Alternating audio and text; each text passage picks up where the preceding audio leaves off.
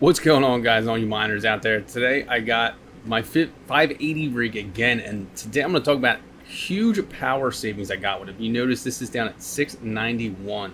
So I went from a total, like, on my 240 volt PDU, I went from 8 amps all the way down to 5, changing a couple settings on my 580s. If you remember in the video yesterday, I was running roughly 115 to 120 watts per card, and now look, I'm down sub 80 watts per card, and this has been running for 17 hours now. So the fact that it's been running for that long and I'm still 100% accepted that I'm pretty confident this is a stable overclock and it's going to run for a while.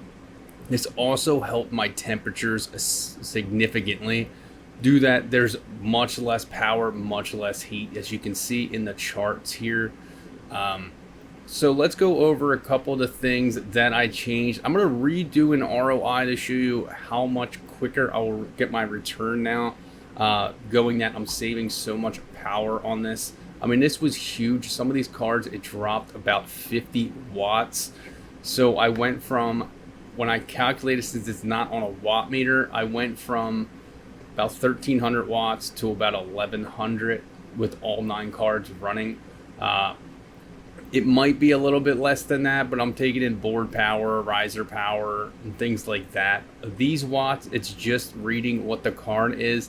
And anyone that's used AMD and NVIDIA is usually a lot more accurate, and AMD is usually off by a little bit. But we'll go through it. So things that I did change, my core, I didn't change this much. I'm at 1180 instead of 1150, so it wasn't a huge change there, but it helps hold these overclocks. Now you will notice the one memory is a little bit lower. This one I did have issues with a lot of invalid and stale, so I lowered it a little bit.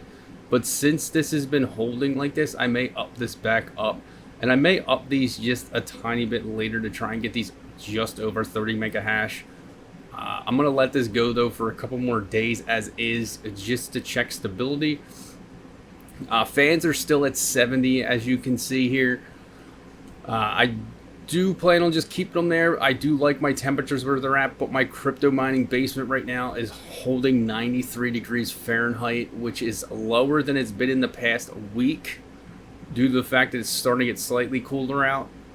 But I'm going to leave these at 70. If it gets colder in the basement, I will turn these fans down just to help the longevity of the fans, because as long as I'm in the mid 50s to low 50s and high 40s, I'm pretty much okay with that. It's when they get into the 60s and high 60s when I start to worry. So the VDD I did change a little bit. I just set them all to 850. The two big changes are these. The DPM here, this is the dynamic power management. So this is pretty much the power levels that your core is using. So the default's 5, and it can range anywhere from 1 to 7. Now I did have this at 4 in my last overclock, and it didn't really do too much. So I lowered it all the way down to 1, and that's when I got huge power savings. And at the same time, I did the memories DPM, and this pretty much I set at 1 also. Now this ranges from a 0 to 2. 2 is what it's pretty much going to default at, and 0 is pretty much an idle state. So I set it to 1, and I guess got huge power savings across the board. Now when I first did this, I only did it on GPU 0 just to test it out, and I mean, it just worked.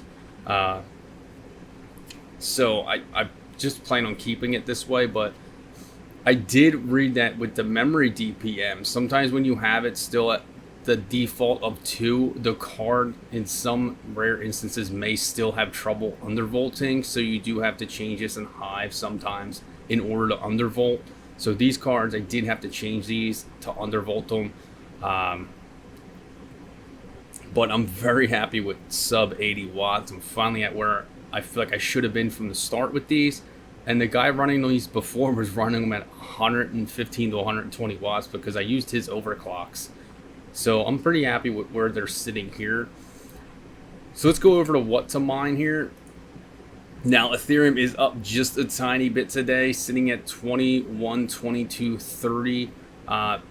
but I'm calculating at 1100 watts because I just kind of just did a calculation of 5 amps times the 220, 230 volts that it's running, and calculated it out that way. So we're looking at $18.48 revenue per day and $15.05 profit according to the calculator. But we will go into my spreadsheet here, and we got the rig cost. We'll check out the ROI now. So I will have to check. I said $18.48. So at $18.48, and I did calculate this out at $3.43 is what I will be paying daily to run this rig.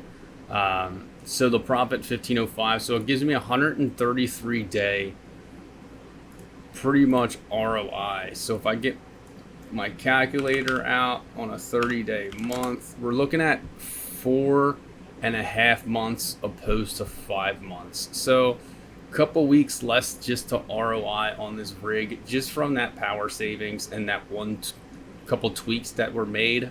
I'm glad I ended up making these changes, obviously, because power is paying the electric bill is all part of mining. So I'm glad I got the changes in and got the temperatures down too. So that's always a positive.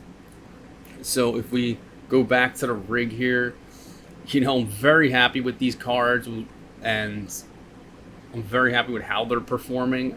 If I could get these over 30 megahash a second, I will, and I'll do an update video. Probably not another ROI. I just wanted to show the difference in ROI and the difference in, if you guys remember, I was paying $4.06 to run this rig, and now I'm paying, $3.43. So roughly 53 cents a day savings.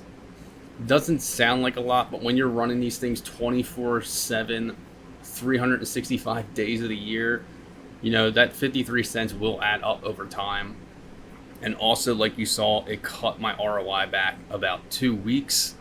But I like to see other people with their 580s, if they made these changes, what they're running. I do see a lot of people running these at 80 to 85 watts, though, at about 30 megahash a second. So it looks like a lot of people do have theirs dialed in.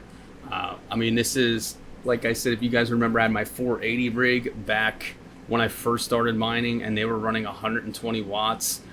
If I would have had them running like this, like they should have been, I probably would have never sold that rig. I probably would have kept those cards and ran them, because these are very efficient right now.